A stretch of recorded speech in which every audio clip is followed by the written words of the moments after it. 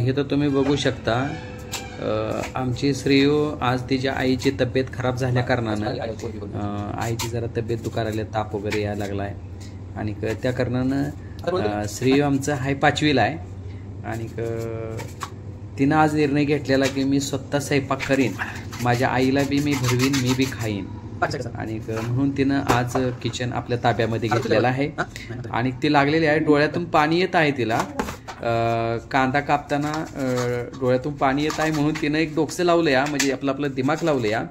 ते जाऊन स्वतः हेल्मेट घालते. पहिलं चष्मा घातलेला, पण मी सजेस्ट केलं की तू चष्मा नको घालू, दुसरं काय तर डोकं लाव. मग ती गेली पुन्हा आणि हेल्मेट घातलं आणि हेल्मेट घालून छानपैकी ती कांदा कापायला लागल्या. तुम्ही बघू शकता की ती हाय बालकच आहे, अजून छोटी आहे, लहान आहे, तिला अजून सुधरत नाही, 5वीची विद्यार्थी नाही आहे आणि कांदा कापायला लागल्या. आता बघा नेक्स्ट कांद्यानंतर तिच्या डोक्यामध्ये आलं की आपण चॉपरमध्ये घातलं पाहिजे, पण ज्या पद्धतीने तिची आई चॉपरमध्ये चॉपिंग करत होते तशा पद्धतीने तिला जमणार नाही. पण तरी पण आपण बघूया ट्राय कशी करते, काय करते. तो का मी हेल्मेट घालायचं कोशिश करते, तिला हेल्मेट बसेना झालं आहे, तिचा हुक लावायचा प्रयत्न करते, डोळ्यातून पाणी येतं आहे, घळाघळा अश्रू व्हायला लागलेत. तर आता चॉपिंग करते, मस्तपैकी ती चॉपिंग करायला लागलेली आहे आणि बघा किती मस्तपैकी. पण तिला जशी आई चॉपिंग करताना ते एकदम बारीक बारीक कांदा करते, पण हिला तेवढं म्हणजे थोडे ताकद कमी असल्या कारणानं काय तेवढं मस्त चॉपिंग करू शकत नाही, पण तरी पण मस्त केलं आहे. चॉपिंग बी झालेला आहे, कांदा चॉपिंग झालेला आहे.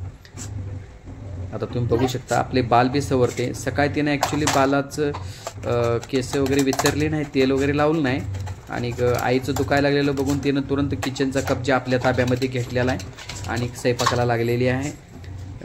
आता काय हुडकत आहे बघा बरं इथं. हां, तिनं चमचा हुडकून स्पून घेऊन त्यातून एकदम साफ करून चॉपरमधून कांदा क्लिअर घेण्याचा प्रयत्न केलेला आहे. असं बघू शकता तुम्ही.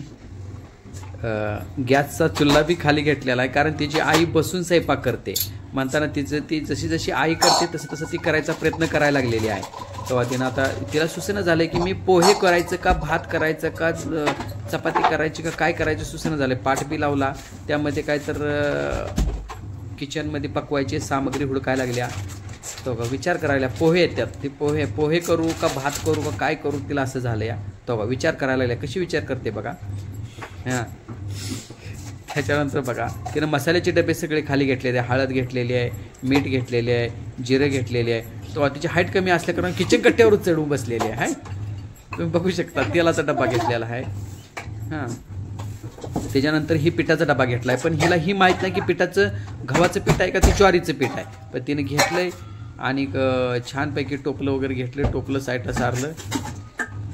त्याच्यानंतर पीठ चाळायचा प्रयत्न करते, पीठ चाळते छानसं, पण त्यात ही माहीत नाही की ती पीठ आहे ती गव्हाचं आहे का ज्वारीचं आहे, पण पीठ तर चाळते.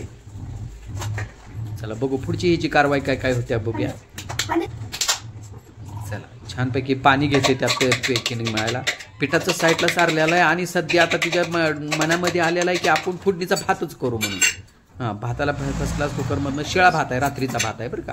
त्यामध्ये 2-3 स्पून तेल टाकते, पुन्हा त्या आता कढाईमध्ये कांदा टाकते.